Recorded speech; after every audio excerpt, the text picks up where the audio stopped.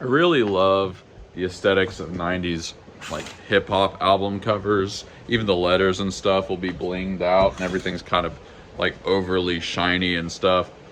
I wish more things had logos like that, like bags of bread. It'd be like Notorious PB&J, realest multigrain bread in the game. If I was a hip hop artist, I would definitely have my own brand of bread, just like people have brands of wine and stuff. The slogan would be like, get that bread. Time to get that bread. Welcome to M3 is 3D. Every day I shoot a short film documenting the slice of life of a 3D printing entrepreneur.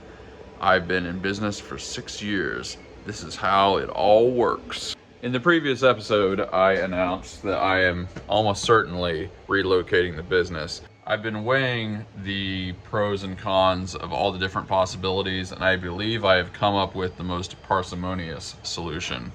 What we're gonna do is get rid of / throw away basically all of this. And then we're gonna take this and put that in here and then stop renting this side. So for a good while, the business just ran off of this side, and that was pretty sufficient. Eventually, I made a really good deal to also lease this side, and I have used it, but I haven't used it that much. Like, most of this just ended up being kind of storage and stuff. A lot of these things are flip items. Here, let's actually show you. I showed this before long ago in an episode, but I bought a lot of like 60 laptops, most of them working, and then a bunch of computer parts, miscellaneous, for like $120 or something. I've already sold enough of them that I made back my money. I think I'm just gonna pretty much throw away all the other stuff. Then we've got these Tronxy printers. I've ranted about them many times, but they are horrible. I think what I'm gonna do is just strip the essential sort of components and then just throw them away, because I don't really need these giant frames and stuff. If you ever want to buy just these frames, what you look for is like 2020 extrusion or 2040 extrusion. If you just Google that, you'll see it. And it's not really that expensive. There's no reason to just keep it around, especially since it occupies so much space. There were other flip items, like this was like 60 some frames, most of them vintage, that I got for 25 bucks, I think. And I was listing them, and I did sell a couple. But it's like, the reason I kind of stopped flipping items, if you watch the first few episodes of this show, I was delivering flip items and stuff that I sold. The reason I stopped is because sales got kind of a lot better, and this is just taking up space. So I can pretty much throw that away. Now, one thing, if I switch the business to this side, probably can't do recycling anymore, which I kind of haven't been doing recycling, but the thought is I'd be cutting my expenses in half, like literally half the expenses.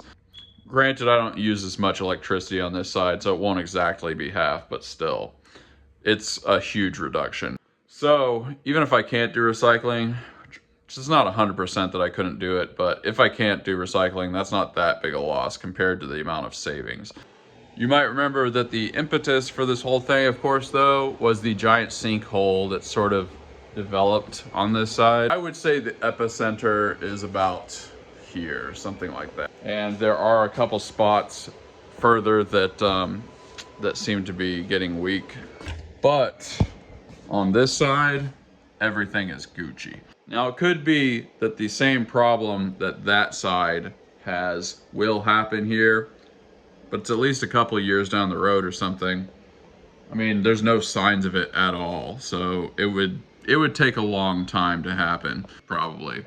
So yeah, I believe we are just gonna move the business to the other side and stop renting this side. Also, and one of the reasons this is a great plan, moving this stuff one room over, not that hard. Moving this stuff across town, pretty hard. Moving this stuff to a whole nother town, nightmare. So yeah, that's the plan. You can see that really most of this is just kind of empty space, especially once you get rid of the recycling setup. Probably won't actually throw away the blenders. I'll keep them somewhere just in case. because they're all really, really good blenders. But yeah, this room is mostly empty. I have a lot of my old bubble wrap before I started making my own, but really, like, I'm kind of not using a ton of space, and we can definitely fit the business over here. Another huge perk of just relocating the business to this side, not having to relocate the paint booth. If I'm actually going to spend an appreciable amount of time here though, I'm going to have to seal this door off a little bit better. It's not terrible the way it is, but I didn't really make it just hermetically sealed the way it is, because I kind of paint things, then go back to the other side. So yeah, I wouldn't want to, this would need to be sealed better. I think the landlord would go for it. I'm month to month as it is. Also, the floor is imploding. I mean, come on. Even if theoretically I was gonna keep renting on this side, they have to rip out this entire floor. Like, I literally can't be over here while that happens, and God only knows how long that's gonna take. I think it'll be a pretty easy sell to him. It's very hard to tell a landlord they're gonna make less money, but he's a pretty cool guy. I think he won't throw up any roadblocks. Morning roundup. We have the Fear and Loathing Abomination Slug.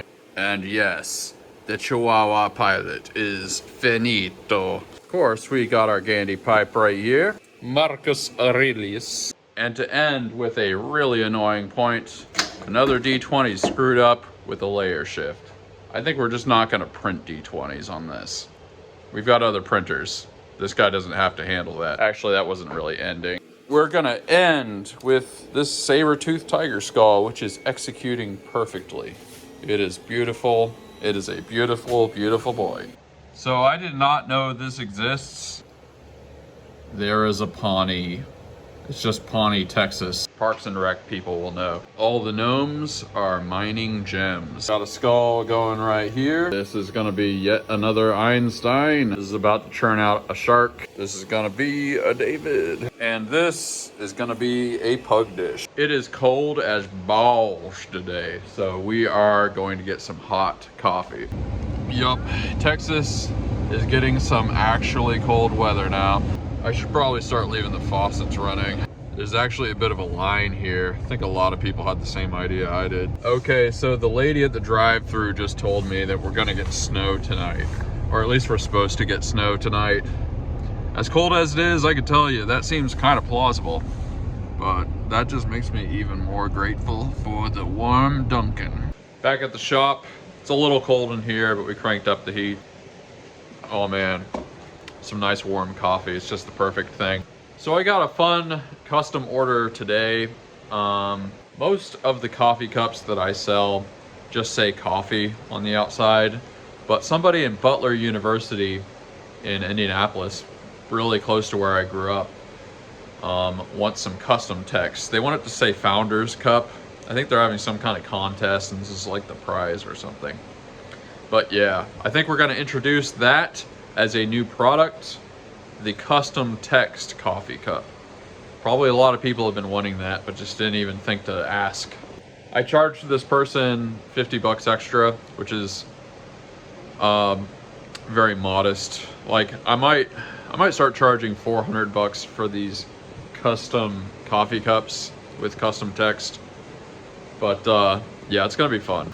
So here we have the coffee cup object. I think what I'm gonna do is mirror this and make the entire thing blank. As you can see here, we have mirrored the blank side of the coffee can, and now both sides are blank, so we can imprint whatever message we want on this. I've saved this as a file for the future when I get other messages, so I can just post the message on there. But yeah, that's what we just did. As you can see, we're just adding the text and we're gonna subtract that from the object. And here we go. It looks a little weird because they color code it, but we have indented the phrase. All we gotta do is print it and we just made a pretty cool thing. Pretty cool custom thing. We're about to print that custom coffee cup, but I wanna announce something really cool. I'm doing my first ever live stream with Snail. He's been featured on the show before. Big contributor to the channel. I am doing my first live stream interview ever with him on the 23rd. Snail's channel, link in the description. First link in the description is Snail's channel. You can subscribe there. On the 23rd, we're doing a live stream. I'm doing that live stream at 5 p.m. Central Time, 4 p.m. Mountain Time. I don't know what that is in Eastern Time, like 3 p.m., something like that. I'm not a mathematician, but yeah, first ever live stream. I don't even know what we're doing yet. We're still figuring it out, but it's gonna be fun. And once that live stream is concluded, probably like the next day or something, I'm gonna upload it on this channel as well. But you're not gonna wanna miss that. So subscribe to Snail, first link in the description. Well, we have the custom text coffee cup beginning to print here. It's gonna be fun to see how that turns out. It's gonna be the first one. Plus, it's another excuse to create another coffee product online. This time we're gonna have the power of E-Rank. Very cool. We're about to get into some packaging, but we have, yes, another new product. And that means another new product giveaway. Drum roll, please. We are launching another lizard. As usual, if you want to receive this guy for free, shipped right to your door, message me on Etsy, link in the description. As you can see, I kind of made him sort of like a monitor lizard, and I really fell in love with the green and yellow underbelly because it just looked super cool. But I think it's something that's going to appeal to reptile fans in general. We'll see.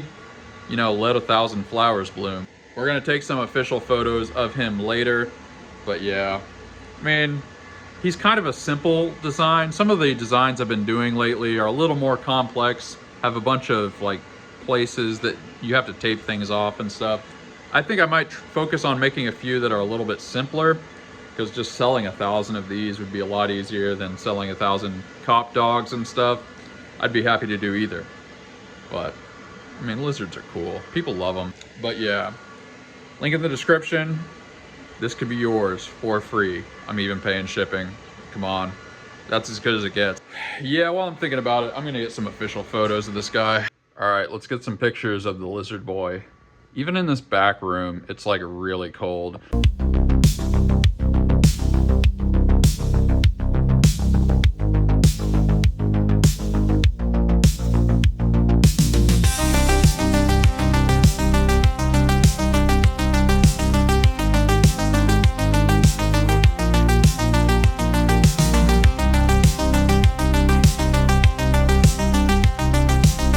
Let's package some stuff.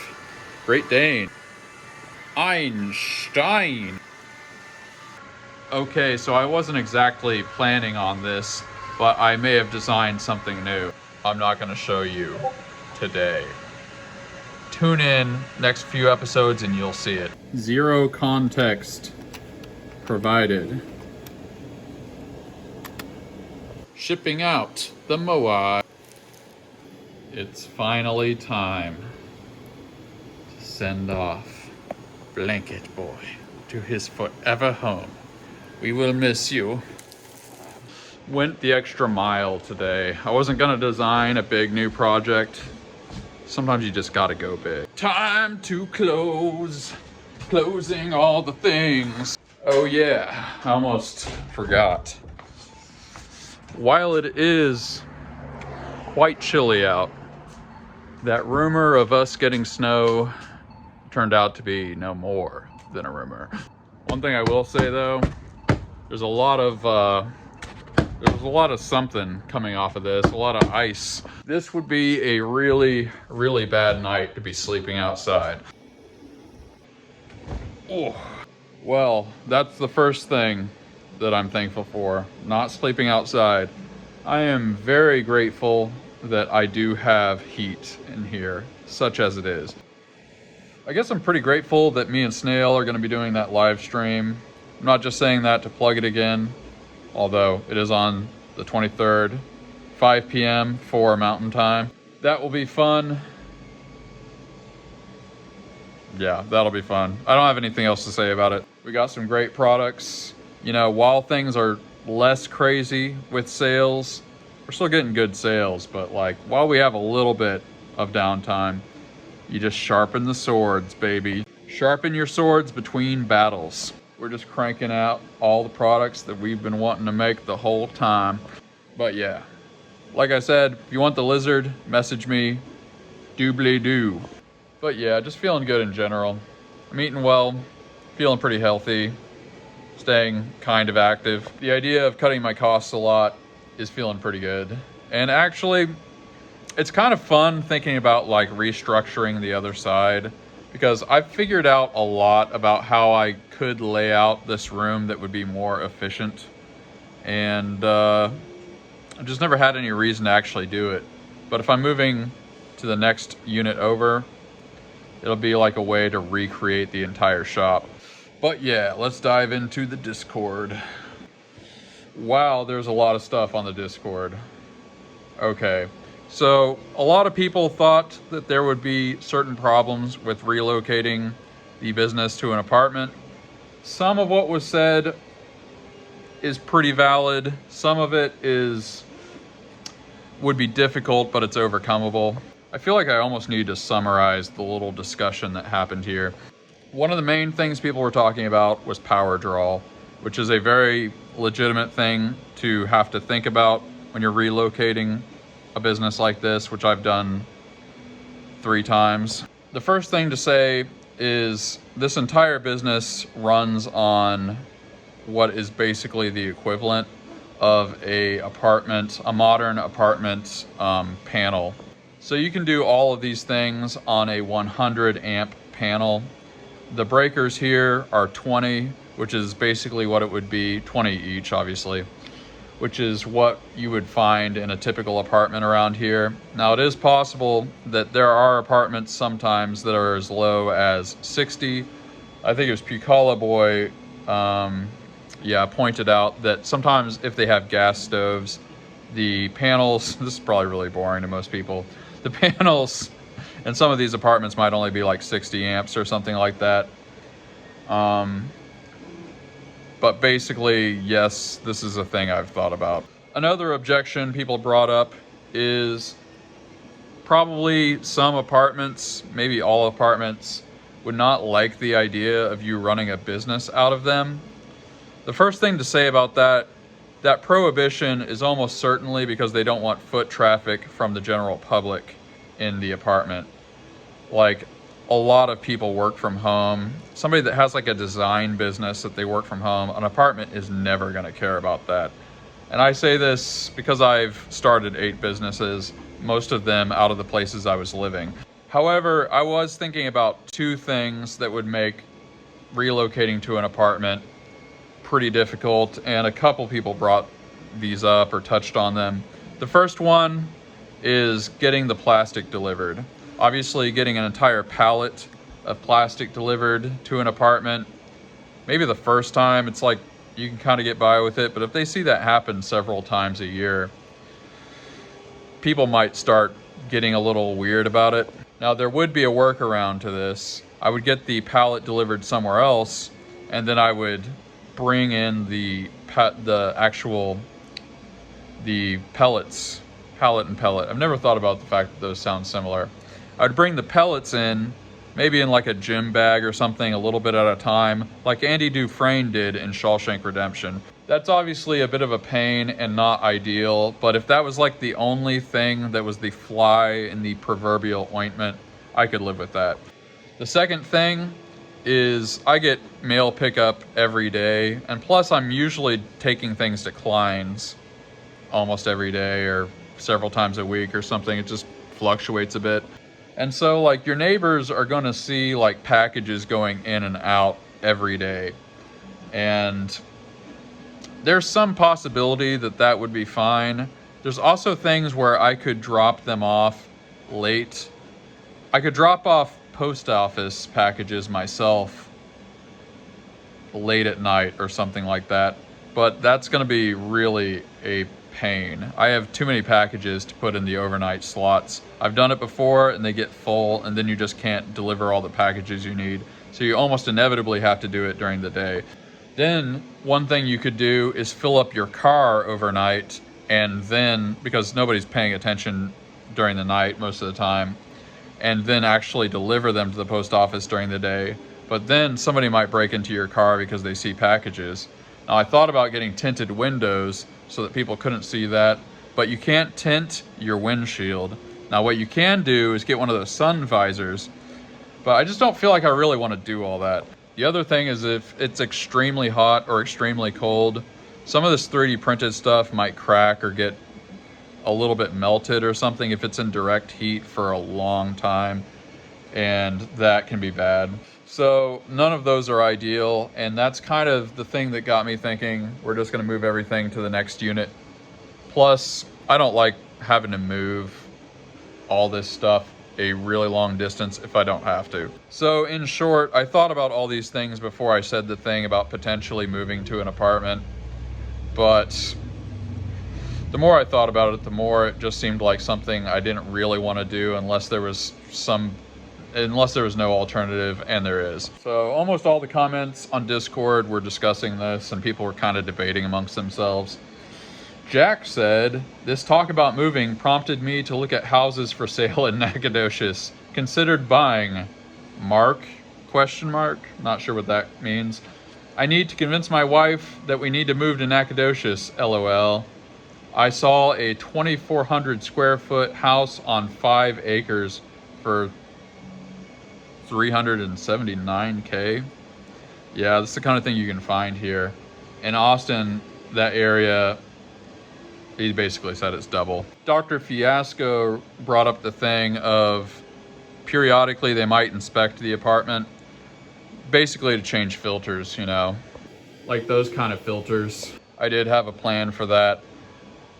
Basically, you would keep the bulk majority of the printers in the bedrooms. Usually the filters are not in the bedrooms, they're in like a hallway or the main room or something like that.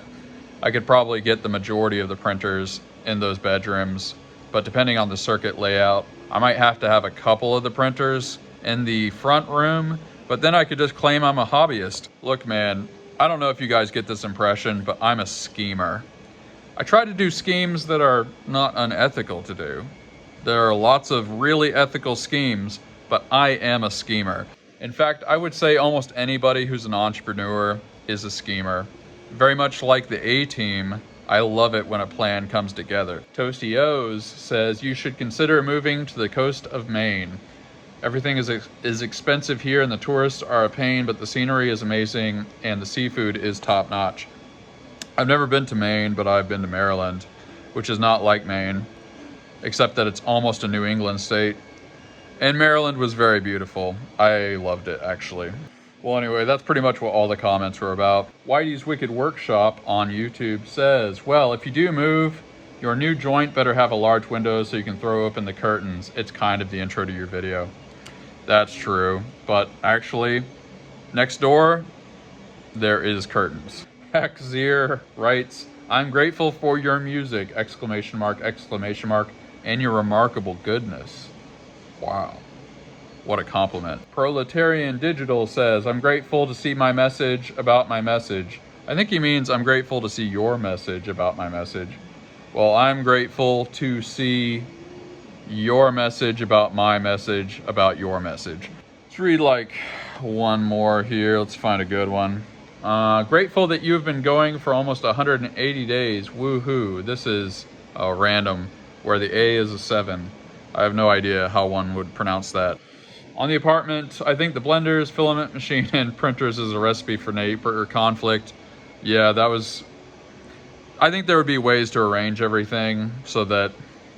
I wouldn't be doing the blenders for one thing, but there are noise mitigation techniques. Also, your sleep schedule might not align with neighbors, creating another potential problem due to late night noise. Yeah, we would just change it. Others have suggested good alternatives, so I won't rehash. Yeah, basically. A lot of the YouTube comments were about the prospect of doing it in an apartment. Take that statement however you want. Well, enough about me. How about a little bit about you? What are you grateful for today? What are you drinking? What are you drinking? What'll it be, stranger? Tell me what you're grateful for. Tell me what... No, don't tell me what you're not grateful for. Tell me what you're grateful for. Tell me what small things are bringing you levity. What's bringing meaning in your life? How is your uncle doing? Is he still the same old guy? We do gratitude here. It is mandatory. If you don't do gratitude, get GTFO. I like to read what you guys have to say. I will probably give you a heart. I will probably give you an upvote. This is the upvote symbol. It's very gratifying, it's very encouraging, and it's very edifying here. And it is very edifying here. You guys are the best. We are the Gratitude Gang. We create positivity wherever we go. Okay. I will see you on the next episode. Peace out.